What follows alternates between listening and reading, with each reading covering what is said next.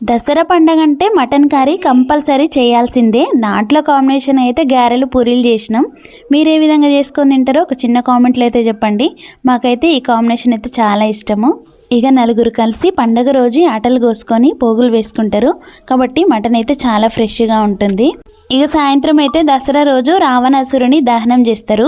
ఇక అక్కడికైతే మేము వెళ్తాము. ఎప్పుడైనా వెళ్ళి ఇక రావణాసురుడిని వధించే విధానాన్ని అయితే చూస్తాము. అసలు రావణాసురుడిని ఎందుకు కాల్స్తారు మీకు ఏమైనా తెలుసా? తెలిస్తే ఒక చిన్న కామెంట్లో అయితే చెప్పండి.